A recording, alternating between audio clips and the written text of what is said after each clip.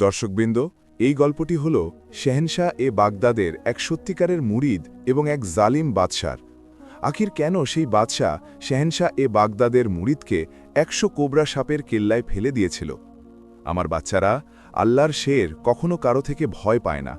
যাও, তোমার আল্লাহ নিগহবান আছে, ফেলে দাও এটাকে। বড় এসেছে শেহেনশাহ-এ-বাগদাদের মুরিদ। ইয়া আল্লাহ, আমার লাজ ভালো না রাখো, কিন্তু তোমার মেহবুবের দ্বীনের এবং আমার মুর্শিদের জুবানের লাজ রাখো।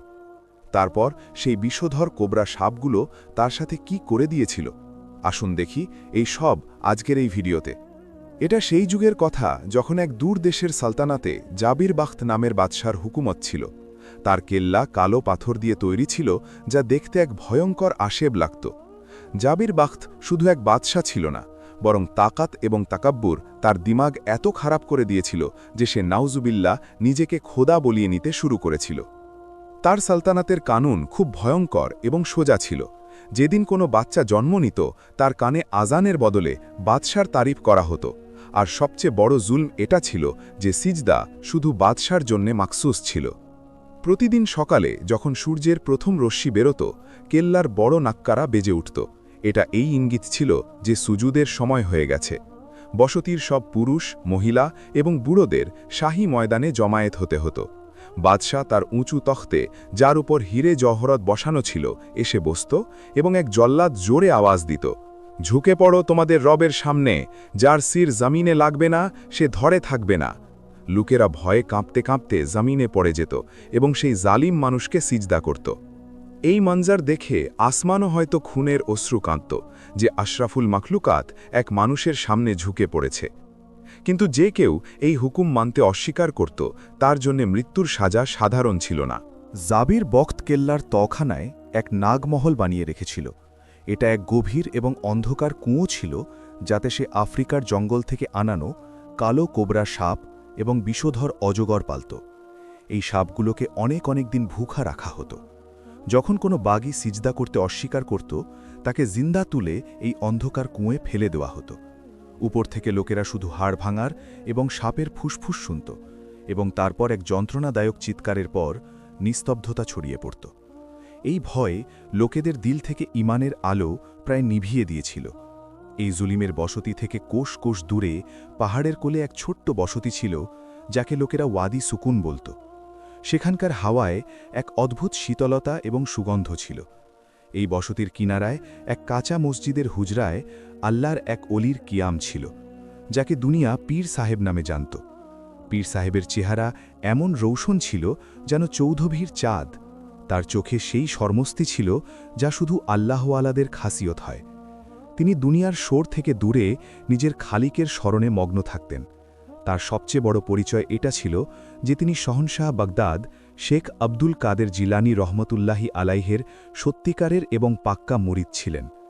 তার প্রতিটি আমল, প্রতিটি নিঃশ্বাস নিজের মুর্শিদের তালিমাত অনুযায়ী ছিল। একদিন পীর সাহেব ফজরের নামাজের পর নিজের মুসাল্লায় বসে জিকির করছিলেন যে হঠাৎ মসজিদের দরজায় কারো পড়ে যাওয়ার আওয়াজ এলো। পীর সাহেব তৎক্ষণাৎ উঠলেন এবং বাইরে দৌড়ে গেলেন। দেখলেন এক যুবক, যার কাপড় ছেঁড়া ছিল এবং শরীর রক্তে লাল হয়ে গিয়েছিল, দহলিজে পড়ে হাঁপাচ্ছিল। পীর সাহেব তাকে সাহায্য করে তুললেন, পানি খাওয়ালেন এবং জিজ্ঞাসা করলেন, বেটা তুমি কে এবং তোমার এই হাল কে করেছে? যুবক কাঁদতে কাঁদতে পীর সাহেবের পায়ে ধরে পড়ল এবং বলল, পীর সাহেব, আমি পালিয়ে এসেছি, মৃত্যুর মুখ থেকে পালিয়ে এসেছি। আমি সেই বস্তি থেকে এসেছি যেখানে এখন আল্লাহর নাম নেওয়া অপরাধ। পীর সাহেবের কপালে শিকন পড়ল। কি কথা বলছ? আল্লাহর জমিনে তার নাম নেওয়া থেকে কে রোধ করতে পারে? যুবক শিসকতে শিসকতে বলল, সেখানকার বাদশাহ জাবির বাখত নিজেকে খোদা বলিয়ে নেয়। সে লোকেদের জোর করে সিজদা করায়। আমার বুড়ো বাবা কাল সিজদা করতে অস্বীকার করেছিলেন, কারণ তিনি বলতেন যে পেশানি শুধু আল্লাহর জন্যে। পীর সাহেব, সেই জালিম আমার বাবাকে সবার সামনে সাপের কেল্লায় ফেলে দিয়েছিল। আমি নিজের চোখে সাপগুলোকে আমার বাবার শরীরে জড়িয়ে থাকতে দেখেছি। তারা আমাকেও মারতে চেয়েছিল। আমি সেখান থেকে জান বাঁচিয়ে পালিয়ে এসেছি। পুরো বস্তি কুফরের অন্ধকারে ডুবে গেছে, কেউ বাঁচানোর নেই। এটা শুনতেই পীর সাহেবের মুবারক চেহারা জালালে লাল হয়ে গেল। তার হাতে থাকা তসবিহের দানা দ্রুত ঘুরতে লাগল। এক মানুষ আল্লাহর মাখলুক হয়ে খোদাই দাবি করে এবং আল্লাহর মানুষদের সাপের খাদ্য বানায়। এটা কথা এক আশিকে রসুল এবং গুলামে গাউস পাক থেকে কি করে সহ্য হতে পারে? পীর সাহেব যুবককে সান্ত্বনা দিলেন, খানা খাওয়ালেন, কিন্তু নিজে কিছু খেলেন না। সারাদিন তিনি বেচাইন থাকলেন। তার চোখের সামনে সেই মানজার ঘুরতে থাকল যে কি করে অসহায় লোকেরা এক জালিমকে সিজদা করছে। রাত গভীর হয়ে গিয়েছিল। পীর সাহেব মসজিদের কোণে জায়নামাজে বসে গেলেন। তিনি কাঁদতে শুরু করলেন, ইয়া আল্লাহ, আমি দুর্বল, কিন্তু তোমার দিন মিটতে দেখতে পারি না। আমাকে রাস্তা দেখাও, আমাকে সাহস দাও, আমার মুর্শিদের সাদকা আমার রেহনুমাই করো। কাঁদতে কাঁদতে পীর সাহেবের চোখ লেগে গেল। ঘুম কি এসেছিল? কিসমাতের তারা জ্বলে উঠল। স্বপ্নের আলমে তিনি দেখলেন যে এক খুব বড় নুরানি দরবার সজ্জিত আছে। সুগন্ধের ঝাপটা আসছে। সামনে এক নুরানি তক্তে সৈয়দনা শেখ আব্দুল কাদের জিলানি রহমতুল্লাহ আলাইহি জলওয়া আফরোজ আছেন। শাহেনশাহ বাগদাদের চেহারায় এমন রব এবং জালাল ছিল যে পীর সাহেবের চোখ ঝলসে গেল। পীর সাহেব দৌড়ে পায়ে পড়লেন এবং আর্জ করলেন, ইয়া সৈয়দি, ইয়া মুর্শিদি। সেখানে জুলমের ইন্তেহা হয়ে গেছে। লোকেরা শিরক করছে। যে তাওহীদের নাম নেয় তাকে সাপ খেয়ে ফেলে। আমি কি করব? শাহেনশাহে বাগদাদ শাফাক্কাত করে নিজের মুরিদের মাথায় হাত রাখলেন। তারপর ফাজায় সেই আওয়াজ গুঞ্জিত হল যা পীর সাহেবের রুহকে তড়পিয়ে দিয়েছিল। বেটা, আল্লাহর শের ময়দানে ডোটে মোকাবিলা করে। তোমরা তো আমাদের মুরিদ, তোমার দিলে বাদশার ভয় কিসের? নিজের জায়গায় দাঁড়িয়ে থাকো এবং মখলুকে খুদাকে এক আল্লাহর দরজায় ডাকো। মনে রেখো, ফিরাউনের জন্যে মুসা আলাইহিসসালাম এবং নমরুদের জন্যে ইব্রাহিম আলাইহিসসালামের সুন্নত সব সময়ে জিন্দা থাকে। যাও সেই মজলুমদের ঢাল হয়ে দাঁড়াও, আল্লাহ তোমার হামি নাসির। এই আলফাজ ছিল না, এটা এক রুহানি কারেন্ট ছিল যা পীর সাহেবের রগরগে ঢুকে গেল। স্বপ্ন শেষ হল। পীর সাহেবের চোখ খুলল, তখন তাহাজ্জুদের সময় ছিল। কিন্তু এখন তার চোখে অশ্রু ছিল না, বরং শেরের মতো চমক ছিল। তিনি নিজের পুরনো কম্বল কাঁধে ফেললেন, হাতে নিজের খাস আসা লাঠি তুললেন এবং মসজিদ থেকে বাইরে বেরিয়ে এলেন। যুবক তখনও জেগেছিল। সে অবাক হয়ে জিজ্ঞাসা করল, পীর সাহেব, আপনি কোথায় যাচ্ছেন? পীর সাহেব বস্তির রাস্তার দিকে তাকালেন এবং এক তারিখী জুমলা বললেন, বেটা, এখন সাপের ভয় শেষ করার সময় এসে গেছে। বাগদাদ থেকে হুকুম এসে গেছে। এখন হয় সেই জালিম বাদশাহ থাকবে, নয় আল্লাহর নাম থাকবে। পীর সাহেব একাই সেই জালিম বস্তির থেকে রওয়ানা হলেন। এক নিরস্ত্র ফকির, যার কাছে না ফজ ছিল না তলোয়ার, শুধু হাতে এক কাঠের আসা এবং সিনায় নিসপতে গৌসিয়ার চিরাগ।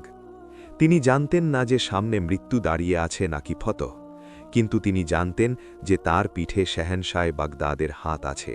পাহাড়ি রাস্তায় হাঁটতে হাঁটতে তার প্রতিটি পদক্ষেপ আল্লাহর জমিনে আজিজির সাথে পড়ছিল। তার দিল এবং রূহ শহনশাহে বাগদাদের মহাব্বাতে সারসার ছিল।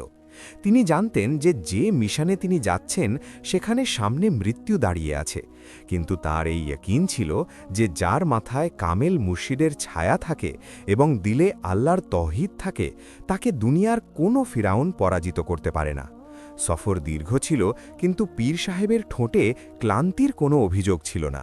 তিনি রাস্তাভর নিজের মুর্শিদের কথা স্মরণ করতে থাকলেন।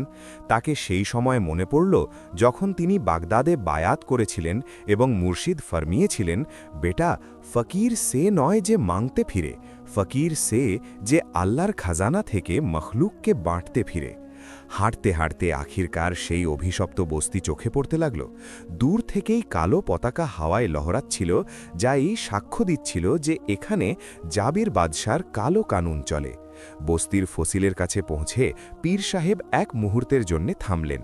তিনি নিজের চোখ বন্ধ করলেন এবং জোরে লব আর্জ করলেন, ইয়া আল্লাহ, আমি তোমার এক অধম বান্দা, আমাকে ইস্তেকামাত দাও, আমার মুর্শিদের লাজ রাখো। শহরের দরজায় পাহারাদাররা ঘুমাচ্ছিল।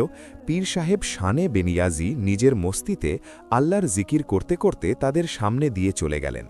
পাহারাদাররা চোখ খুলে দেখল, কিন্তু এক নিরস্ত্র ফকির দেখে উপেক্ষা করে দিল যে এ তো বাদশার কি বেগাড়বে। শহরের ভিতরে প্রবেশ করতেই এক অদ্ভুত নির্জনতা স্বাগত জানালো। গলিগুলো নির্জন ছিল, বাজারে ধুলো জমেছিল। সবচেয়ে ভয়ঙ্কর কথা এটা ছিল যে দুপুরের সময় হওয়া সত্ত্বেও কোনো ঘরের চিমনি থেকে ধোঁয়া উঠছিল না।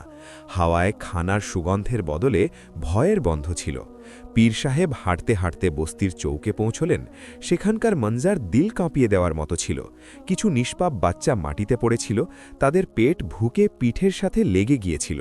মায়েরা অসহায়ত্বের ছবি হয়ে বসেছিল। পুরুষদের নজর লজ্জায় নত ছিল, কারণ তারা নিজেদের বাচ্চাদের রুটি দিতে পারছিল না।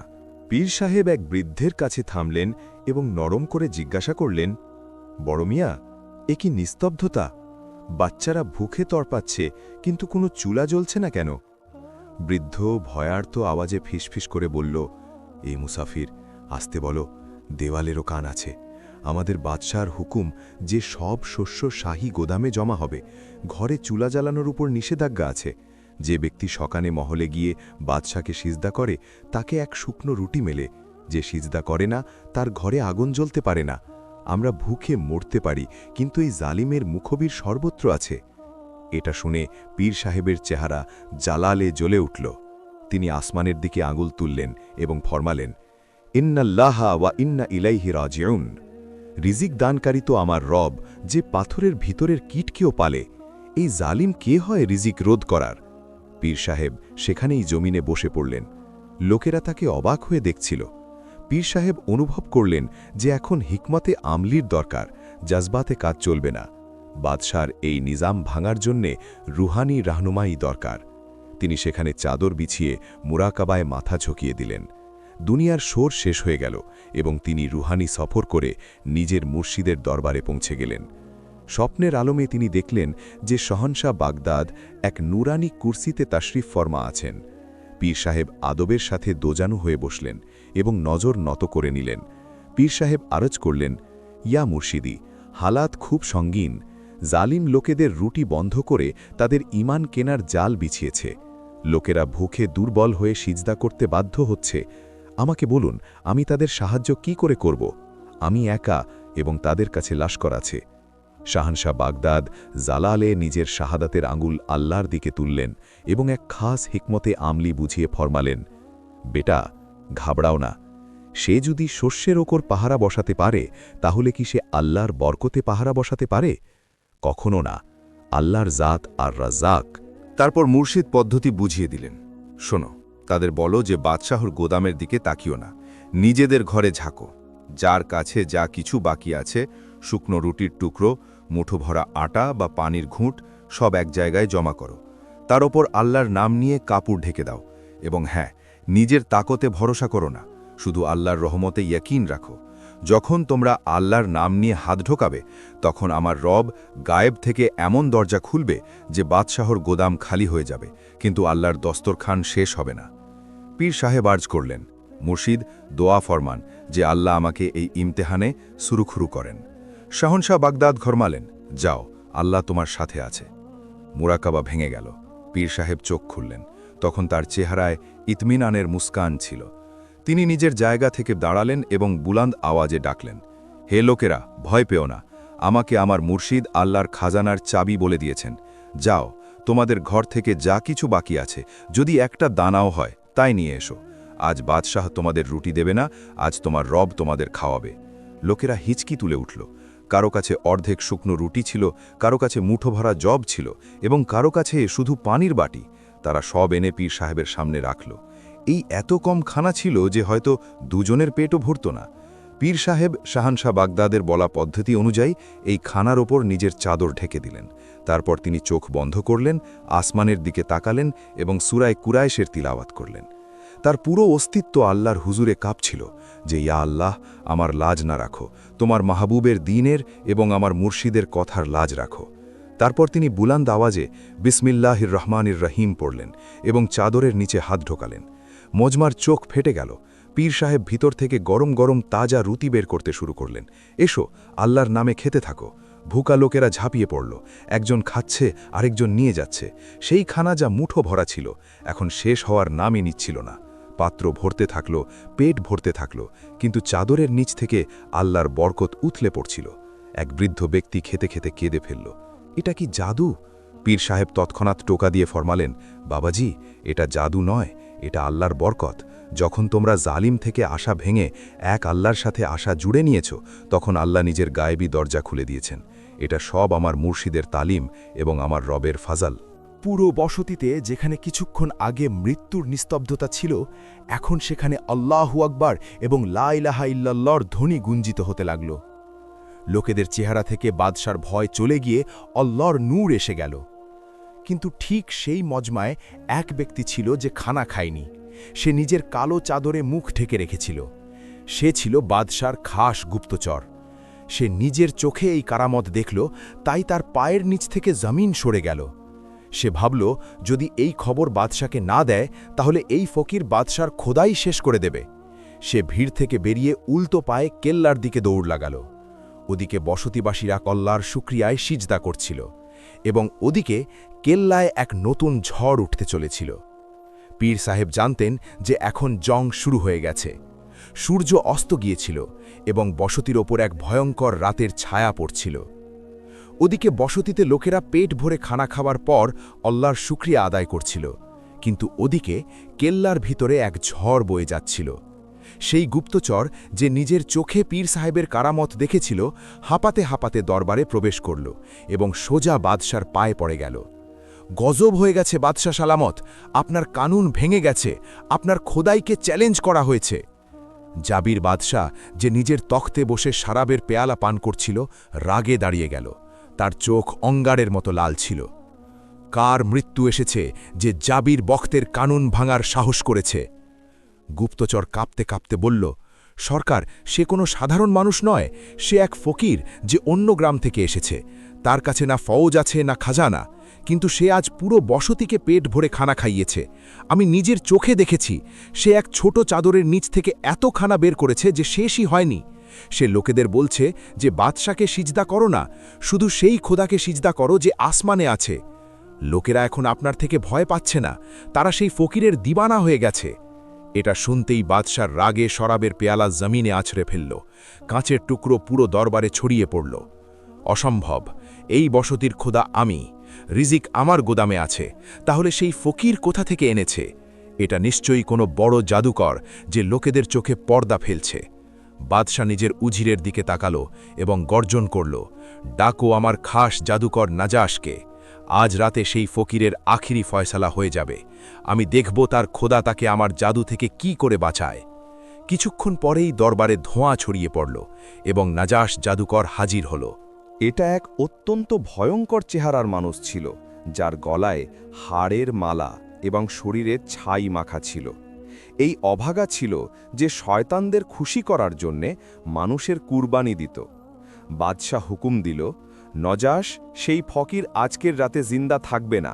তোমার সবচেয়ে বিপজ্জনক মোয়াক্কিল ছাড়ো, তাকে এমন পাগল বানাও যে সে নিজের কাপড় ছেড়ে আমার পায়ে এসে মাফি চাইবে। নজাশ এক ঘৃণ্য হাসি দিয়ে বলল, বাদশাহ সালামাত, সে তো এক সাধারণ ফকির। আজকের রাতে সে চিৎকার করতে করতে পালাবে এবং সকালের মধ্যে তার দিমাগ ফেটে যাবে। ওদিকে বস্তির মসজিদে পীর সাহেব ঈশান নামাজের পর নিজের মুসাল্লায় বসেছিলেন। বস্তিবাসীরা নিজেদের ঘরে চলে গিয়েছিল, কিন্তু পীর সাহেব জানতেন যে শত্রু চুপ করে বসবে না। তিনি সতর্ক ছিলেন। তার জুবানে ইয়া হাইয়ু ইয়া কাইয়ুমের উইর্দ চলছিল। আধ রাতের সময় ছিল যখন হঠাৎ মসজিদের পরিবেশ বদলে গেল। ফাজায় পচা গন্ধ ছড়িয়ে পড়ল। মসজিদের দিও যা জ্বলছিল তা হঠাৎ নিভতে লাগল। হাওয়ায় অদ্ভুত সরসর শব্দ হতে লাগল, যেন হাজারো সাপ জমিনে রেঙে বেড়াচ্ছে। এটা ছিল নজাশের আক্রমণ। পীর সাহেব অনুভব করলেন যে এক ভারী কালো জিনিস তার সিনাকে চাপ দিচ্ছে। তার শ্বাস বন্ধ হয়ে আসছিল। অন্ধকারে ভয়ঙ্কর আকৃতি উঠতে লাগল, যা তার কানে ওয়াসওয়াসা ঢুকাচ্ছিল। পালাও, তোমরা আমাদের মোকাবিলা করতে পারবে না।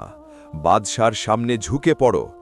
এটা এক খুব কঠিন রুহানি আক্রমণ ছিল। পীর সাহেবের শরীর ঘামে ভিজে গেল, কিন্তু তিনি নিজের জায়গা ছাড়লেন না। তিনি জানতেন যে আজ যদি তিনি ভয় পান তাহলে বস্তিবাসীদের ঈমান ভেঙে যাবে। এই কঠিন মুহূর্তে যখন শ্বাস নেওয়াও কঠিন হয়ে পড়ছিল, পীর সাহেব তৎক্ষণাৎ নিজের চোখ বন্ধ করলেন এবং দিলের গভীর থেকে নিজের রবকে ডাকলেন এবং তারপর রুহানি রাবতার মাধ্যমে নিজের মুর্শিদ শেহেনশাহে বাগদাদের দিকে মুতাওয়াজ্জু হলেন। চোখের পলকে রুহানি মাঞ্জার খুলে গেল। পীর সাহেব দেখলেন যে শেহেনশাহে বাগদাদ এক নুরানি বৃত্তে দাঁড়িয়ে আছেন। তার চেহারায় ইতমিনান ছিল, যেন এই ঝড়ের কাছে কোনো মর্যাদাই নেই। মুর্শিদ পীর সাহেবের ঘাবড়ে যাওয়া দেখে জালালে এলেন। তিনি নিজের শাহাদাতের আঙ্গুল উপরে আল্লাহর দিকে তুললেন এবং এক এমন জুমলা বললেন যা পীর সাহেবের ভিতরে বিদ্যুৎ ভরে দিল। বেটা, ঘাবড়ে গেলে? তুমি কি ভুলে গেছ যে জাদু তো শুধু চোখের ধোঁকা এবং আমার রব আল হক? মনে করো মুসা আলাইসালামের ঘটনা। যখন জাদুকররা দড়ি ফেলেছিল তখন মুসা আলাইসালামের হাতে শুধু এক কাঠের আশা ছিল, কিন্তু আল্লাহ সেই আশাকেই অজগর বানিয়ে সব জাদু গিলিয়ে দিয়েছিলেন। পীর সাহেব আর্জ করলেন, মুর্শিদ, আমি কি করব? শাহেনশাহে বাগদাদ হিকমত বুঝিয়ে ফরমালেন, এটা শয়তানি আগুন, এটাকে কুরআনের নূরে নেভাও। নিজের জুবান থেকে আল্লাহর কালামের তলোয়ার বের করো। কুল আউযু বিরাব্বিল ফালাক এবং কুল আউযু বিরাব্বিন নাস পড়ে এই অন্ধকারে ফুঁক মারো। মনে রেখো, আল্লাহর কালামের সামনে শয়তানের কোনো মর্যাদা নেই। ভয় পেও না, আল্লাহ তোমার সাথে আছে। এটা শুনতেই পীর সাহেবের ভয় চলে গেল। তাকে এমন লাগল যেন মুর্শিদ তার হাতে খোলা তলোয়ার ধরিয়ে দিয়েছেন। পীর সাহেব এক ঝটকায় চোখ খুললেন। মসজিদে এখনও ভয়ঙ্কর ছায়া নাচছিল। পীর সাহেব নিজের জায়গা থেকে দাঁড়ালেন, নিজের লাঠি জোরে জমিনে আঘাত করলেন এবং বুলন্দ আওয়াজে আয়াতুল কুরসির তিলাওয়াত শুরু করলেন। আল্লাহু লা ইলাহা ইল্লা হুয়াল হাইয়ুল কাইয়ুম। যেমন যেমন আল্লাহর কালাম তার জুবান থেকে বেরোতে লাগল, মসজিদে এক তেজ নূর ছড়াতে শুরু হলো। সেই কালো ভয়ঙ্কর আকৃতি যা কিছুক্ষণ আগে ভয় দেখাচ্ছিল এখন জ্বলতে শুরু করল। তাদের চিৎকারের আওয়াজ আসতে লাগল। পীর সাহেব তিলাওয়াত সম্পূর্ণ করলেন এবং পুরো শক্তি দিয়ে আল্লাহু নারা দিয়ে সেই কালো হাওয়ার থেকে ফুঁক মারলেন। এটা ফুঁক ছিল না, এটা ছিল হকের এক থাপ্পড়। ঠিক সেই মুহূর্তে কেল্লার ভিতরে এক ধামাকা হলো। নজাস জাদুকর, যে নিজের মন্ত্রপড়ায় মশগুল ছিল, হঠাৎ চিৎকার করে পিছনে পড়ে গেল। তার মুখ থেকে রক্তের ফুয়ারা বেরোল। যে আগুন সে পীর সাহেবকে জ্বালানোর জন্য পাঠিয়েছিল সেটা উল্টে নিজের খেমায় লেগে গেল। নজাস তরপাতে তরপাতে চেঁচিয়ে উঠল, বাঁচাও, বাঁচাও, এ ফকির নয়, এ তো কোনো খুব বড় শক্তির ছায়ায় আছে। আমার জাদু জ্বলে গেছে, আমার ইলম জ্বলে গেছে। বাদশাহ যে ফাতেহের খবরের অপেক্ষা করছিল, এই মানজান দেখে অবাক এবং ভয়ে পাথর হয়ে গেল। তার সবচেয়ে বড় জাদুকর জমিনে কীটের মতো রেঙে বেড়াচ্ছে এবং রহমের ভিক্ষা চাইছে। সকালে আজানের সময় হল। মসজিদে শান্তি ছিল, ঠান্ডা হাওয়া বইছিল।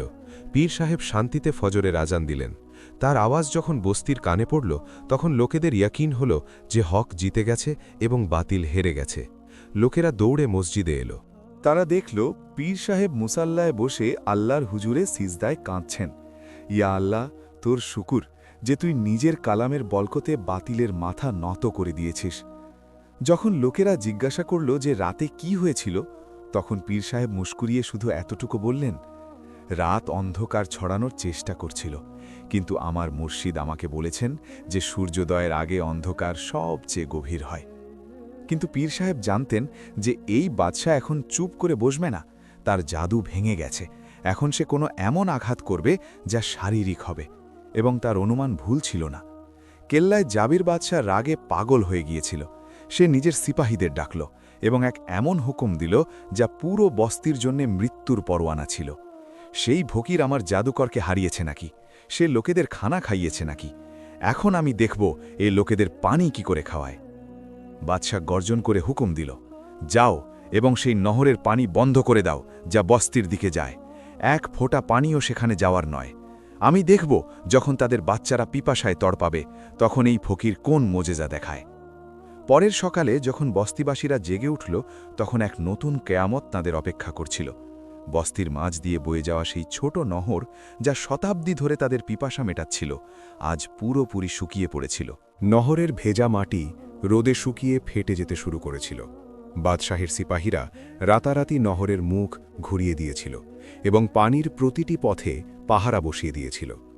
সূর্য মাথার উপর এলে বসতিতে পানির ডাক শুরু হলো। বড়রা হয়তো ধৈর্য ধরতে পারত, কিন্তু নিষ্পাপ বাচ্চাদের কান্না মায়েদের থেকে সহ্য হচ্ছিল না। পশুরা পিপাসায় অচেতন হয়ে পড়ে যেতে লাগল। এমন লাগছিল যেন কারবালার মানজার আবার নতুন হয়ে উঠেছে। দুপুর হতে হতে লোকেদের ধৈর্যের পাত্র উপচে পড়ল। তারা কাঁদতে কাঁদতে মসজিদের দিকে দৌড়ে গেল। এক মহিলা নিজের অচেতন বাচ্চাকে পীর সাহেবের পায়ে ফেলে দিয়ে চিৎকার করে বলল, পীর সাহেব, আমরা ভুক তো সহ্য করে নিয়েছি, কিন্তু পিপাসা সহ্য হয় না। আমার বাচ্চা মরে যাবে, খোদার জন্যে কিছু করুন। আমরা কি বাদশাহের সামনে ঝুঁকে পড়ব? পীর সাহেব সেই বাচ্চার শুকনো ঠোঁট দেখে তার দিল তোড়পে উঠল। এটা ছিল বাদশাহের এ পর্যন্ত সবচেয়ে কাপুরুষোচিত আঘাত। পীর সাহেব লোকেদের সান্ত্বনা দিলেন, ঘাবড়াও না, যে রব রুটি দিয়েছে সেই রব পানিও দেবে। আল্লাহ নিজের বান্দাদের পিপাসায় মারবে না। কিন্তু দিলে দিলে পীর সাহেব জানতেন যে ইমতেহান কঠিন। তিনি মসজিদের পিছনের এক বন্ধা এবং পাথুরে জমিনে চলে গেলেন। এই জায়গা এত শুষ্ক ছিল যে এখানে ঘাসের একটা তৃণও জন্মাত না। পীর সাহেব সেখানে এক বড় কালো পাথরের কাছে নিজের মুসাল্লা বিছালেন। সূর্য আগুন বর্ষণ করছিল। কিন্তু পীর সাহেব বেনিয়াজ হয়ে সিজদায় পড়ে গেলেন। তিনি গিড়গিড় করে আরজ করলেন, ইয়া ইলাহি, এরা তোমার নিষ্পাপ বান্দা। সেই জালিম ভাবছে যে পানি তার মালিকানা। তুই তো ইয়া মুইন, তুই ইসমাইলের এড়ির থেকে জমজম বের করেছিলি। তুই মুসার আসা থেকে পাথর থেকে পানি বের করেছিলি। আজ তোমার মাহবুবের দিনের লাজ আছে। পীর সাহেবের কান্না ছিল যে তার উপর আবার সেই খাস রুহানি কাইফিয়ত তারি হয়ে গেল। দুনিয়া গায়েব হয়ে গেল এবং মুর্শিদের দরবার সামনে এসে গেল। স্বপ্নের আলমে তিনি দেখলেন যে শাহনশাহে বাগদাদ এক নহরের কিনারায় দাঁড়িয়ে আছেন। তার চেহারায় জালাল এবং জামালের অদ্ভুত মিশ্রণ ছিল। পীর সাহেব কাঁদতে কাঁদতে আরজ করলেন, মুর্শেদ, আমার ইমতিহানের হাত হয়ে গেছে, বাচ্চারা পিপাসায় মরছে। শাহনশাহে বাগদাদ পীর সাহেবের চোখে তাকালেন এবং নিজের মুবারক আঙুল উপরে আল্লাহর দিকে তুললেন। তার আওয়াজে পাহাড়ের মতো মজবুতি ছিল। বেটা, কাঁদছ কেন? তুমি কি ভুলে গেছ যে পানি বাদশার হাতে নয়, আল্লাহর খাজানায় আছে? মূসা কালিমুল্লার কাছে কি ছিল? শুধু এক আশা। এবং তোমার হাতে কি আছে? সেই একই আশা। যাও এবং সময়ের ফিরাউনকে বলে দাও যে আল্লাহর অলি যখন জমিনে আঘাত করে তখন পাথরও পানি উগলে দেয়। নিজের লাঠিকে আল্লাহর নাম নিয়ে সেই শুষ্ক পাথরে মারো, আল্লাহ তোমাকে সিরাপ করবে। এই হুকুম পাওয়া মাত্র পীর সাহেবের চোখ খুলে গেল। তার শরীরে এমন শক্তি এলো যেন তিনি নিজে আবে হায়াত পান করেছেন। তিনি নিজের জায়গা থেকে বিদ্যুতের গতিতে উঠিলেন। তিনি নিজের আশা মজবুত করে হাতে ধরলেন এবং মজমার দিকে তাকালেন, যা হতাশ হয়ে তাকে দেখছিল। পীর সাহেব বুলন্দ আওয়াজে ডাকলেন, হে লোকেরা, এদিকে এসো। বাদশাহ নহর বন্ধ করেছে নাকি? আমার রব তোমাদের জন্যে জমিনের সিনা চিরে পানি দেবে। লোকেরা অবাক হয়ে সেই বন্ধা পাথুরে জমিনের দিকে দৌড়ে গেল। তাদের ইয়কিন হচ্ছিল না যে এখান থেকে পানি কি করে বেরোবে। পীর সাহেব সেই বড় কালো পাথরের কাছে দাঁড়িয়ে গেলেন। তিনি আসমানের দিকে তাকালেন। চোখ থেকে অশ্রু বইছিল এবং জুবানে বিসমিল্লাহির রহমানের রহিম ছিল। তিনি পুরো জোরে নিজের আশা হাওয়ায় লেহরালেন এবং ইয়া আল্লাহ নারা দিয়ে সেই শক্ত পাথরে আঘাত করলেন। ঠক! পাথরে আঘাত লাগার আওয়াজ হল। এক মুহূর্তের জন্য নিস্তব্ধতা ছড়িয়ে পড়ল এবং তারপর জমিন কেঁপে উঠল। পাথরের মাঝে এক ফাটল পড়ল এবং পরের মুহূর্তেই সেই ফাটল থেকে দুধের মতো সাদা এবং ঠান্ডা পানি ফোয়ারার মতো উথলে পড়ল। সুবহান আল্লাহ, সুবহান আল্লাহ! লোকেদের চিৎকার বেরিয়ে নেল। পানি এত দ্রুত বেরোল যে দেখতে দেখতে বন্ধা জমিনে এক ঝর্ণা বইতে লাগল। পানি এত ঠান্ডা এবং মিষ্টি ছিল যেন জান্নাত থেকে আসছে। লোকেরা পাগলের মতো পানির দিকে লাফালো। মায়েরা নিজেদের বাচ্চাদের পানি খাওয়ালো। পুরুষেরা চুল্লু ভরে ভরে পান করল। পশুরাও দৌড়ে এসে পড়ল। যে কেউ সেই পানি পান করল তার শরীর থেকে সব ক্লান্তি এবং রোগ চলে গেল। এক যুবক পানি পান করে নাড়া দিল। বাদশার পানি বন্ধ হয়ে গেছে, কিন্তু আল্লাহর পানি চালু হয়ে গেছে। পীর সাহেব একপাশে দাঁড়িয়ে আল্লাহর শুকরিয়া আদায় করছিলেন। তার চেহারা অশ্রুতে ভিজে গিয়েছিল। এই খবর জঙ্গলের আগুনের মতো কেল্লায় পৌঁছল। বাদশাহ নিজের তখ্তে বসেছিল যে সিপাহী এসে খবর দিল, বাদশাহ সালামত, গজব হয়ে গেছে। সেই ফকির তো পাথর থেকে ঝর্ণা বের করে দিয়েছে। এখন তো লোকেরা বলছে যে আসল বাদশাহ সেই ফকির, আপনি নন। লোকেরা আপনার বিরুদ্ধে বিদ্রোহের কথা বলছে। বাদশাহ ভয়ে নিজের জায়গা থেকে দাঁড়িয়ে গেল। এখন তার অনুভূতি হল যে এটা কোনো সাধারণ জাদুকর বা বিদ্রোহী নয়। তার কপালে ঘাম বেরিয়ে এলো। পাথর থেকে পানি, এটা কি করে সম্ভব? বাদশাহ ঘরে হাঁটতে শুরু করল। সে নিজের ওজিরকে বলল, ওজির, শক্তি এবং জাদু কাজে লাগেনি। এই ফকির এভাবে কাবু হবে না। এখন আমাদের ধোঁকা দিতে হবে। আমাদের তাকে এমন চালে ফাঁসাতে হবে যেখানে তার খোদাও তার সাহায্য করতে পারবে না। উজিউ মাক্কারি করে জিজ্ঞাসা করল, কি হুকুম সরকার? বাদশার চোখে এক শয়তানি চমক এলো। এই ফকিরকে পয়গাম পাঠাও যে বাদশাহ নিজের ভুল স্বীকার করেছে, বাদশাহ সুলহে করতে চায়। তাকে বলো যে কাল সকালে মহলে আসুন, যাতে আমরা তার হাতে তওবা করি এবং বস্তিবাসীদের মুক্ত করে দিই। ওজির হেসে উঠল, বাহ বাদশাহ সালামাত, শেরকে খাঁচা থেকে বের করে পিঞ্জরায় আনার কি দারুণ চাল। বাদশাহ দাঁত কিরমির করে বলল, হ্যাঁ, তাকে মহলে ডাকো, কিন্তু সে এখান থেকে জিন্দা ফিরে যাবে না। কাল আমরা তাকে এমন জায়গায় বন্দী করব যেখান থেকে আজ পর্যন্ত কেউ জিন্দা ফিরে আসেনি। ওদিকে পীর সাহেব মসজিদে বসেছিলেন। তার দিল বেচায়েন ছিল। তাকে শাহানশাহ বাগদাদের সেই কথা মনে পড়ছিল যে বেটা এখনও ইমতিহান শেষ হয়নি, এখনও বড় ইমতিহান বাকি আছে। পীর সাহেব কি বাদশার এই সুলহের চাল বুঝতে পারবেন, নাকি তিনি নিজের সরলতায় শেরের মুখে হাত দিয়ে মহলে চলে যাবেন? ঝর্ণার কারামতের পর বাদশার ঘুম হারাম হয়ে গিয়েছিল। সে বুঝে গিয়েছিল যে শক্তির জোরে এই ফকিরকে হারানো অসম্ভব, কারণ তার কাছে কোনো এমন গায়েবী শক্তি আছে যা প্রতিটি আঘাতকে ব্যর্থ করে দেয়। তাই জাবির বাদশাহ সেই পথ বেছে নিল যা সবসময় জালিমদের প্রিয় অস্ত্র ছিল, ধোঁকা এবং মুনাফেকত। পরের সকালে বস্তিবাসীরা এক অদ্ভুত মঞ্জার দেখল। বাদশার ওজির, যে সবসময় ঘোড়ায় চড়ে তাকাব্বুর করে আসত, আজ পায়ে হেঁটে মসজিদের দিকে আসছিল। তার হাতে কোনো অস্ত্র ছিল না, বরং এক সাদা পতাকা ছিল যা সুলহের চিহ্ন হয়। লোকেরা অবাক হয়ে তাকে দেখছিল। ওজির সোজা পীর সাহেবের কাছে এসে ঝুঁকে সালাম করল। পীর সাহেব মোবারক হো বাদশাহ সালামাত, নিজের ভুল মেনে নিয়েছেন। তিনি স্বীকার করেছেন যে আপনার খোদাই সত্য। তিনি চান যে আপনি মহলে তাশরিফ আনুন, যাতে তিনি আপনার হাতে তওবা করেন এবং নিজের রিয়ায়াকে মাফি চান। বস্তিবাসীরা খুশিতে নাড়া দিতে লাগল। তারা ভাবল যে জুলমের রাত শেষ হয়ে গেছে। কিন্তু পীর সাহেবের চেহারায় গম্ভীরতা ছিল। আল্লাহর অলির নজর সেখানে পৌঁছায় যেখানে সাধারণ মানুষের চিন্তাও পৌঁছায় না। তার দিল সাক্ষ্য দিচ্ছিল যে এটা সুলহে নয়, বরং এক রক্তাক্ত ফাঁদ। মুরিদিন খুশি হয়ে বলল, পীর সাহেব চলুন, এ তো খুব বড় ফতেহ। পীর সাহেব আসমানের দিকে তাকালেন এবং এক গভীর শ্বাস নিলেন।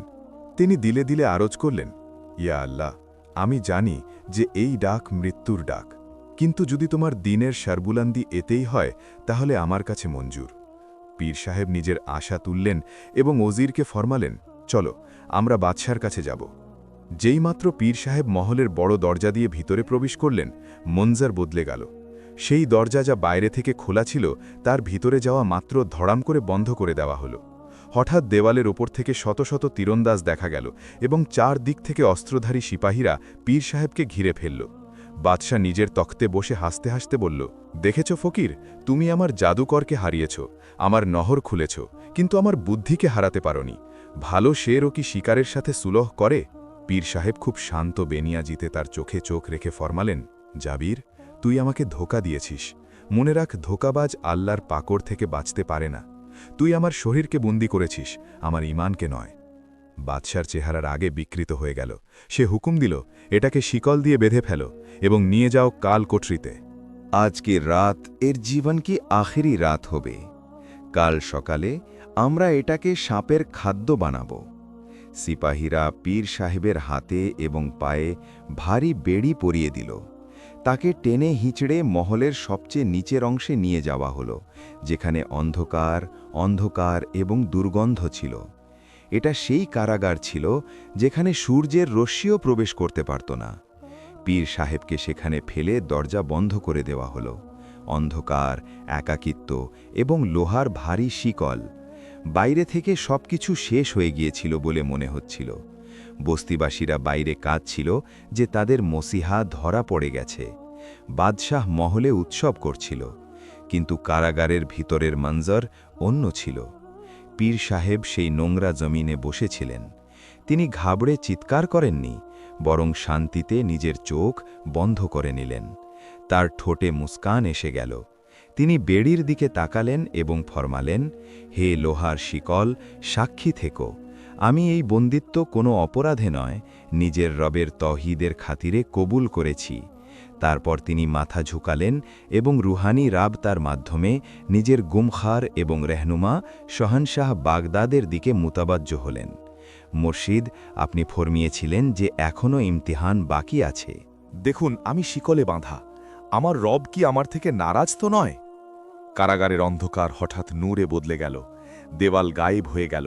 পীর সাহেব দেখলেন যে শাহানশাহ বাগদাদ তাশরিফ এনেছেন, কিন্তু আজ তার চেহারায় জালালের বদলে এক অদ্ভুত শাফাকত ছিল। শাহানশাহ বাগদাদ নিজের শাহাদতের আঙুল ওপরে আল্লাহর দিকে তুললেন এবং এক এমন জুমলা বললেন যা পীর সাহেবের দিলকে ঠান্ডা করে দিল। বেটা, উদাস কেন হচ্ছ? তুমি কি ভুলে গেছো হজরত ইউসুফ আলাইহিসসালামের সুন্নাত?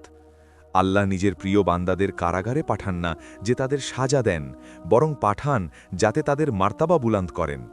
ইউসুফ আলাইহিসসালাম কারাগার থেকে বেরিয়ে মিশরের বাদশাহ হয়ে গিয়েছিলেন। মনে রেখো, এই কারাগার তোমার আখিরি ঠিকানা নয়, এটা তোমার ফাতেহের সিঁড়ি। তারপর মুর্শিদ রহস্যের কথা বললেন। শোনো, কাল বাদশাহ তোমাকে সাপের সামনে ফেলবে। ভয় পেও না, সেই সাপ আল্লাহর মাখলুক। যার দিলে আল্লাহর ভয় থাকে তাকে দুনিয়ার কোনো জিনিস ভয় দেখাতে পারে না। কাল পুরো দুনিয়া দেখবে যে আল্লাহর ওরি যখন ময়দানে আসে তখন বিষ ও প্রভাব হারায়। পীর সাহেব আর্জ করলেন, মুর্শিদ, দোয়া ফরমান। শাহানশাহে বাগদাদ ফরমালেন, আল্লাহ তোমার নিঘেবান। স্বপ্ন ভেঙে গেল, পীর সাহেব চোখ খুললেন। শিকল এখনও ছিল, অন্ধকার এখনও ছিল, কিন্তু এখন তার দিলে পাহাড়ের মতো সাহস ছিল। তিনি পুরো রাত কারাগারে সিজদার হালতে কাটালেন। তিনি শিকলের ঝনঝনানির সাথে আল্লাহু জেকির করতে থাকলেন। ওদিকে মহলে বাদশাহ উৎসব করছিল এবং ওদিকে কারাগারে এক ফকির নিজের সবচেয়ে বড় জং লড়ার প্রস্তুতি নিচ্ছিলেন। বাদশাহ ভাবছিল যে গল্প শেষ হয়ে গেছে। তার খবর ছিল না যে আসল গল্প তো এখন শুরু হতে চলেছে। সকাল হতে চলেছিল।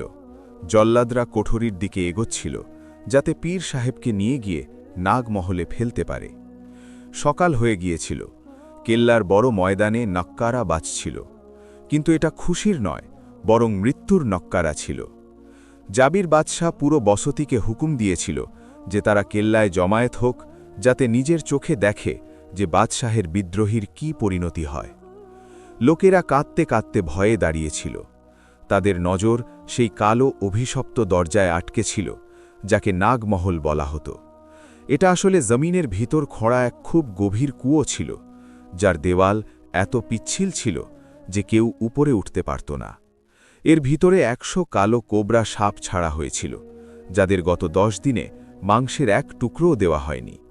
সাপের ভুখের অবস্থা এমন ছিল যে তারা একে অপরকে কামড়াচ্ছিল এবং তাদের ফুসফুস জমিনের উপর পর্যন্ত শোনা যাচ্ছিল। সিপাহিয়া পীর সাহেবকে শিকলে টেনে নিয়ে এলো। পীর সাহেবের কাপড় নোংরা ছিল, হাতে এবং পায়ে বেড়ি ছিল, কিন্তু তার চেহারায় ভয়ের এক কণাও ছিল না। তার কপালে সিজদার নূর চকচক করছিল এবং ঠোঁটে হাসবুনাল্লাহু ওয়া নিমাল ওয়াকিল, আল্লাহই আমাদের জন্য যথেষ্ট এবং তিনিই সর্বোত্তম কারসাজকারী জিকির চলছিল। বাদশাহ নিজের উঁচু তক্তে বসে হাসতে হাসতে ছিল। সে হাতের ইশারায় সোর বন্ধ করালো এবং গর্জন করে বলল, ও ফকির, দেখ, নিচে তোর মৃত্যু আছে। সেই ভুখা সাপ তোর অপেক্ষা করছে। এখনো সময় আছে। আমার পায়ে পড়ে যা, আমাকে সিজদা কর, আমি তোকে মাফ করে দেব, নইলে পরের মুহূর্তে তোর মাংস এই সাপের পেটে হবে। তিনি বাদশার চোখে চোখ রেখে ফরমালেন, জাবির, তুই আমাকে মৃত্যু দেখিয়ে ভয় দেখাচ্ছিস? যার দিলে আল্লাহর মোহাব্বত আছে তাকে মৃত্যু নয়, নিজের রবের সাথে মিলন দেখায়। আমি নিজের মাথা কাটাতে পারি, কিন্তু গয়রুল্লাহর সামনে ঝুঁকতে পারি না। কর নিজের জুলুম, আমার রব আমাকে দেখছে। বাদশাহ রাগে পাগল হয়ে গেল। সে জল্লাদদের ইশারা করল, ফেলে দাও এটাকে। জল্লাদরা পীর সাহেবকে ধাক্কা দিল। ইয়া আল্লাহ এক আওয়াজ গুঞ্জিত হল এবং পীর সাহেবের শরীর সেই গভীর অন্ধকার কুঁয়োয় পড়তে পড়তে গেল। বসতিবাসীদের চিৎকার বেরিয়ে গেল। মহিলারা নিজেদের চোখে হাত রেখে দিল। এক জোরালো ধমকের আওয়াজ এলো এবং তারপর নিস্তব্ধতা ছড়িয়ে পড়ল। পরের মুহূর্তেই কুঁয়োর ভিতর থেকে ভয়ঙ্কর ফুসফুস উঁচু হল। বাদশাহ হাসতে হাসতে বলল, ব্যাস, শেষ। এখন তার খোদাও তাকে বাঁচাতে পারবে না। বন্ধ করে দাও এই কুঁয়োর মুখ। সিপাহীরা এক ভারী পাথর দিয়ে কুঁয়োর মুখ বন্ধ করে দিল এবং তালা লাগিয়ে দিল। পীর সাহেব যখন জমিনে পড়লেন তখন অন্ধকারের কারণে কিছু দেখা যাচ্ছিল না। গভীরতা এত ছিল যে হাড় ভেঙে যাওয়ার কথা, কিন্তু আল্লাহর কুদরতে তাকে আঁচড়ও লাগেনি। যেইমাত্র তার চোখ অন্ধকারে অভ্যস্ত হল, তার রোম খাড়া হয়ে গেল। তার চারপাশে মৃত্যুর নৃত্য চলছিল। মেঝেতে চারদিকে সাপই সাপ ছিল, কালো স্যাঁ, মোটা কোবরা সাপ যাদের ফণা উঁচু ছিল এবং তাদের চোখ অন্ধকারে অঙ্গারের মতো জ্বলছিল। এটা এক সাধারণ মানুষের জন্যে হার্ট অ্যাটাক করে মরার জায়গা ছিল। 100 ভুকা সাপ নিজের শিকার দেখে তার দিকে রেঙে আসতে লাগল। তাদের বিষধর জীব বাইরে বেরিয়েছিল। এক খুব বড় অজগর পীর সাহেবের ঠিক কাছে এসে গেল এবং আক্রমণ করার জন্যে নিজের মুখ খুলল। এটা সেই মুহূর্ত ছিল যখন শয়তান পীর সাহেবের দিলে ওয়াসওয়াসা ঢুকালো, তোমার মৃত্যু হয়ে গেল, এখন কেউ বাঁচাবে না। কিন্তু ঠিক সেই মুহূর্তে পীর সাহেব নিজের চোখ বন্ধ করলেন এবং নিজের রুহানি রাপ্তা পুনরায় স্থাপিত করলেন। ইয়া আল্লাহ, তোমার বান্দা তোমার হাওয়ালায়। হঠাৎ তার কানে নিজের মুর্শিদ শাহেনশাহ বাগদাদের সেই কথা গুঞ্জিত হল যা তিনি স্বপ্নে ভরমিয়েছিলেন। বেটা, ভয় পেও না, সেই সাপ আল্লাহর মাখলুক। যার দিলে আল্লাহর ভয় থাকে তাকে দুনিয়ার কোনো জিনিস ভয় দেখাতে পারে না। তাদের বাগডোর আল্লাহর হাতে। এই জুমলা পীর সাহেবের ভিতরে বিদ্যুৎ ভরে দিল। তিনি তৎক্ষণাৎ নিজের চোখ খুললেন। এখন তার চোখে ভয় নয়, বরং ইমানি জালাল ছিল। পীর সাহেব নিজের হাত সামনে বাড়ালেন, নিজের শাহাদাতের আঙুল আল্লাহর দিকে তুললেন এবং সেই সাপদের মুখাতিব করে গর্জনকারী আওয়াজে ফরমালেন, হে জামিনের কীট, রুকে যাও। আমিও সেই রাবের গোলাম যে তোমাদের সৃষ্টি করেছে এবং তোমরাও সেই হুকুমের পাবন্দ। যদি আমার রাবের হুকুম হয় তাহলে আমাকে কামড়াও, আমার কোনো অভিযোগ নেই। কিন্তু যদি আমার রব তোমাদের রোধ করে থাকেন, তাহলে তোমরা আমার একটা চুলও বাঁকা করতে পারবে না। এটা বলামাত্র এক মোজেজা হল। সেই সাপ যারা আক্রমণ করতে এগিয়ে আসছিল, হঠাৎ এমন থেমে গেল যেন কেউ তাদের শিকলে বেঁধে দিয়েছে। সেই বড় কোবরা যে কামড়াতে প্রস্তুত ছিল, সে নিজের ফণা আস্তে আস্তে নিচু করে দিল। সাপের চোখ থেকে সেই হিংস্রতা চলে গেল এবং তাতে অদ্ভুত তাবেদারি এসে গেল। সেই সাপ যারা মানুষকে ছিঁড়ে ফালাফালা করে দিত, এখন আস্তে আস্তে পীর সাহেবের চারপাশে জমায়েত হতে লাগল। তারা পীর সাহেবকে কামড়ালো না, বরং তার চারপাশে এক বৃত্ত বানিয়ে দিল। কিছু সাপ পীর সাহেবের পায়ে নিজের মাথা রেখে বসে গেল, যেন মুরিদ নিজের পীরের কাছে বসে। পীর সাহেবের চোখ থেকে অশ্রু বইতে লাগল। তিনি আসমানের দিকে, যা ছাদ দিয়ে বন্ধ ছিল, তাকালেন এবং আর্জ করলেন, মওলা, তুই পাক। তুই আগুনকে ইব্রাহিম আলাহিসাল্লামের জন্যে গুলজার বানিয়েছিলি। আজ তুই সাপের বিলকে আমার জন্যে যায় আমান বানিয়ে দিয়েছিস। পীর সাহেব সেখানেই সাপের মাঝে সেই বিষাক্ত জামিনে নিজের চাদর বিছালেন এবং ইতমিনানে নামাজের নিয়ত বাঁধলেন। আল্লাহু আকবার। মঞ্জর দেখার মতো ছিল। এক আল্লাহর ওলি সিজদায় পড়ে আছেন এবং 100 বিষধর বালা তার চারপাশে পাহারা দিচ্ছে, যে কেউ তাকে ক্ষতি না করতে পারে। পুরো রাত পীর সাহেব আল্লাহর হামদ বর্ণনা করতে থাকলেন এবং সাপ নিস্তব্ধ হয়ে তার তিলাবত শুনতে থাকল। রাতভর বাদশাহ মহলে উৎসব করতে থাকল। তার ইয়াকিন ছিল যে এখন পর্যন্ত ফকিরের হাড়ও বাকি নেই। সকাল হতেই বাদশাহ ওজিরকে বলল, চলো একটু গিয়ে দেখি সেই বিদ্রোহীর কি হাল। আমি বসতিবাসীদের তার চিবানো হাড় দেখাতে চাই, যাতে ভবিষ্যতে কেউ মাথা তোলার সাহস না করে। বাদশাহ, ওজির এবং পুরো ফৌজ কেল্লার তহখানার দিকে এলো। বসতিবাসীরাও কাঁদতে কাঁদতে পিছনে এলো। সবাই ইয়াকিন করছিল যে পীর সাহেব শহীদ হয়ে গেছেন। বাদশাহ তাকাব্বুর করে হুকুম দিল, খুলে ফেলো এর মুখ। সিপাহীরা কাঁপতে কাঁপতে হাতে কুয়োর ভারী ঢাকনা সরালো। বাদশাহ নিজে এগিয়ে গেল এবং ঝুঁকে ভিতরে তাকালো। তার চেহারায় এক শয়তানি মুস্কান ছিল। সে চিৎকার শুনতে এবং রক্ত দেখতে আশা করছিল, কিন্তু যেইমাত্র তার নজর ভিতরে পড়ল, তার চোখ ভয়ে বাইরে উঠে এলো। তার মুখ খোলা থেকে গেল এবং তার গলা থেকে আওয়াজই বেরোল না। সে দেখল যে পীর সাহেব জিন্দা সালামত পাথরের মতো মজবুত দাঁড়িয়ে আছেন এবং সেই 100 হিংস্র সাপ তাকে কামড়ানোর বদলে তার চারপাশে এমন আদবের সাথে দাঁড়িয়ে আছে যেন বাদশার দরবারিরা দাঁড়ায়। যেইমাত্র আলো ভিতরে গেল, পীর সাহেব উপরে তাকালেন। তার নজর বাদশার নজরের সাথে মিলল। পীর সাহেব মুস্কুরিয়ে ফরমালেন, জাবের, তুই তো আমাকে মারার জন্যে পাঠিয়েছিলি, কিন্তু আমার রব এই জানোয়ারদের আমার মুহাফেজ বানিয়ে দিয়েছে। দেখ, তোর লস্কর তোকে ভয় পায়, কিন্তু এই বিষধর মখলুক আমার রবের জিকিরে মহব্বত করে। বাদশাহ ভয়ে দুপা পিছিয়ে গেল এবং লড়খড়িয়ে পড়ে গেল। এ মানুষ নয়, এ জাদুকর নয়, এ তো অন্য কোনো বালা। লোকেরা যখন পীর সাহেবের আওয়াজ শুনল তখন নারায়ে তাকবীর দিল, আল্লাহু আকবার।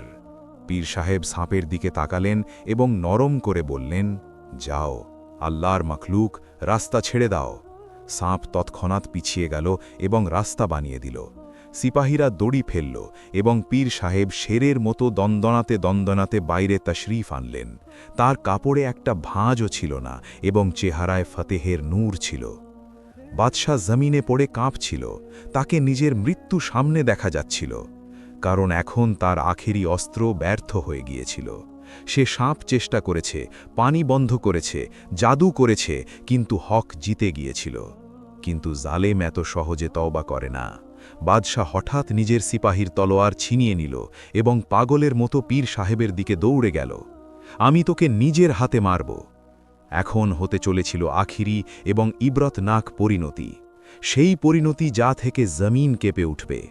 সবার নজর এই মঞ্জরে আটকে ছিল, যেখানে একদিকে নিরস্ত্র ফকির দাঁড়িয়েছিলেন, যার চেহারায় নূর এবং শান্তি ছিল, এবং অন্যদিকে সময়ের জালিম বাদশাহ জাবির সময়ে খোরা তলোয়ার হাতে পাগলের মতো এই ফকিরের গর্দান উড়ানোর জন্যে দৌড়াচ্ছিল। বাদশার চোখে রক্ত নেমে এসেছিল। তার গুরুর, তার জাদু, তার দহশত সবকিছু এই ফকিরের পায়ে ধুলো হয়ে গিয়েছিল। এখন তার কাছে শুধু আখেরি পথ বাকি ছিল, এই ফকিরকে নিজে হত্যা করা। সে চিৎকার করতে করতে এগিয়ে গেল, আমি ক্ষুধা, আমি তোকে মেরে ফেলব, তোর রব তোকে বাঁচাতে পারবে না। লোকেদের দিল গলায় এসে গেল। তলোয়ারের ধার সূর্যের আলোয় চকচক করছিল।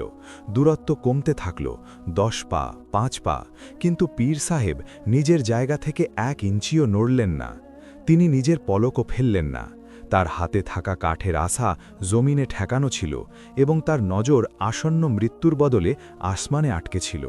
ঠিক সেই সময় যখন বাদশাহ তলোয়ার হাওয়ায় লেহরালো এবং আঘাত করতে চলেছিল, পীর সাহেব জলালে এসে আল্লাহর নারা দিলেন এবং নিজের শাহাদাতের আঙুল সোজা বাদশার সিনার দিকে তাক করে দিলেন। পীর সাহেব গর্জনকারী আওয়াজে ফরমালেন, থেমে যায় সময়ের ফিরাউন, তোর মোহলত শেষ হয়ে গেছে। তুই আল্লাহর জমিনে ফাসাদ মচিয়েছিস, তুই মখলুকের রিজিক রোধ করেছিস এবং এখন তুই আল্লাহর অলির ওপর হাত তুলছিস। এখন নিজেকে সামলে নে, আমার রব তোকে ইব্রতের নিশানা বানাতে শুরু করেছে। এই জুমলা মুখ থেকে বেরোতেই জমিন এক জোরালো ঝাঁকুনি খেল, ধাড়াম। এক ভয়ঙ্কর আওয়াজ হল। সেই জমিন যার উপর বাদশাহ দাঁড়িয়েছিল হঠাৎ কাঁপতে লাগল। বাদশার ভারসাম্য নষ্ট হয়ে গেল এবং সে মুখ থুবড়ে পড়ে গেল। তলোয়ার তার হাত থেকে ছুটে দূরে চলে গেল এবং তারপর যা হলো তা আজ পর্যন্ত কেউ দেখেনি। সেই কুঁয়ো, সাপের কেল্লা, যাকে সিপাহীরা খোলা ছেড়ে দিয়েছিল, তার ভিতর থেকে এক কালো ঝড় দেখা গেল।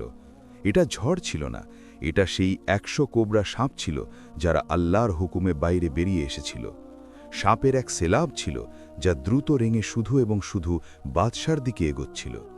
বাদশাহ উঠার চেষ্টা করল, কিন্তু তার পা জমিনে আটকে গিয়েছিল। সে চিৎকার করল, বাঁচাও, আমার ফৌজ, আমার সিপাহী, আমাকে বাঁচাও। কিন্তু সিপাহীরা নিজের জায়গায় মূর্তির মতো দাঁড়িয়েছিল। কার সাহস ছিল যে আল্লাহর আযাবের সামনে আসত? দেখতে দেখতে সাপেরা বাদশাকে 4 দিক থেকে ঘিরে ফেলল। সেই সাপ যাদের সে অন্যদের ভয় দেখানোর জন্য পুষেছিল, আজ সেগুলো তার নিজের মৃত্যু হয়ে গিয়েছিল। এক বড় অজগর বাদশার পায়ে জড়িয়ে ধরল। বাদশাহ যন্ত্রণা এবং ভয়ে চিৎকার করছিল, আমাকে মাফ করে দাও, এ ফকির, আমাকে বাঁচাও, আমি মানি তোর খোদা সত্য। পীর সাহেব দুঃখ করে তার দিকে তাকালেন এবং ফরমালেন, জাবির, এখন অনেক দেরি হয়ে গেছে। যখন তওবার দরজা খোলা ছিল তুই তাকাব্বুর করেছিস। এখন এই ব্যাপার আমার হাতে নয়, এখন ফয়সালা আল্লাহর আদালতে হচ্ছে। পরের মুহূর্তেই জমিন ফেটে গেল। এক ভয়ঙ্কর গর্ত হল এবং বাদশাকে সাপ সমেত নিজের ভিতর টানতে লাগল। বাদশাহ আখিরি বার হাত উপরে তুলল, কিন্তু জমিন তাকে কারুনের মতো গিলে নিল। তার চিৎকার জমিনের ভিতরে চাপা পড়ে গেল এবং তারপর নিস্তব্ধতা ছড়িয়ে পড়ল। চন্দ মুহূর্ত আগে যে বাদশাহ খোদা হয়ে ঘুরত, এখন তার নামও নিশানও বাকি ছিল না। শুধু তার তাজ মাটিতে পড়ে চকচক করছিল, যা বলছিল যে বাদশাহত্ব শুধু আল্লাহর। ময়দানে উপস্থিত হাজারো লোক স্তব্ধ হয়েছিল। সিপাহীদের হাত থেকে তলোয়ার ছুটে পড়ে গেল। ওজির এবং দরবারীরা থর থর করে কাঁপছিল। তাদের ইয়কিন হয়ে গিয়েছিল যে এখন তাদেরও খ্যার নেই, এখন আসমান থেকে তাদের উপরও বিদ্যুৎ পড়বে। কিন্তু পীর সাহেব প্রতিশোধ নিলেন না। তিনি এক উঁচু টিলায় দাঁড়িয়ে গেলেন। তিনি মজমায় এক নজর দিলেন এবং নিজের আঙুল আসমানের দিকে তুলে ফরমালেন, হে লোকেরা, দেখে নিয়েছ যে মাথা আল্লাহ ছাড়া অন্য কারোর সামনে ঝোঁকে তার পরিণতি এই হয়। ভয় পেও না, আমি এখানে বাদশাহ হতে আসিনি। আমি তোমাদের সেই আসল বাদশাহের সাথে মিলাতে এসেছি যে ৭০ মায়েদের থেকেও বেশি প্যার করেন। পীর সাহেবের আওয়াজে এমন দার্দ এবং সত্যতা ছিল যে পুরো বস্তি কেঁদে উঠল। সিপাহী, ওজির, আম লোক, আমরা তওবা করি, আমরা গাওয়াহি দেই যে আল্লাহ এক। ফজায় লা ইলাহা ইল্লাল্লাহ মুহাম্মদুর রাসূলুল্লাহের ধ্বনিতে গুঞ্জিত হয়ে উঠল। পীর সাহেব সেই সময় শুকরানার নফল আদায় করলেন। সিজদায় তিনি কানতে কানতে আর্জ করলেন, ইয়া আল্লাহ, তোর শুকর যে তুই হককে ফতেহ দিয়েছিস, আমার মুর্শিদ শাহনশাহে বাগদাদের লাজ রেখে দিয়েছিস। সেই রাতে পীর সাহেব আবার স্বপ্নে দেখলেন শাহনশাহে বাগদাদ রহমতুল্লাহে আলাইহে তশরিফ এনেছেন। তার চেহারায় এমন মুস্কান ছিল যেন চাঁদ চকচক করছে। তিনি ফরমালেন, মুবারক হো বেটা, তুমি হক আদা করে দিয়েছ। মনে রেখো, ওলায়াত কারামত দেখানোর নাম নয়। ওলায়াত খালকে খোদাকে জালিমের পঞ্জা থেকে ছাড়িয়ে আল্লাহর রাস্তায় লাগানোর নাম। তুমি কামিয়াব হয়ে গেছ। সেই দিনের পর থেকে সেই বসতি বদলে গেল। পীর সাহেব সেখানে এক অজিম শানের মসজিদ এবং মাদ্রাসা কায়েম করলেন। বাদশাহের মহলকে ইয়াতিমখানায় পরিবর্তিত করে দিলেন।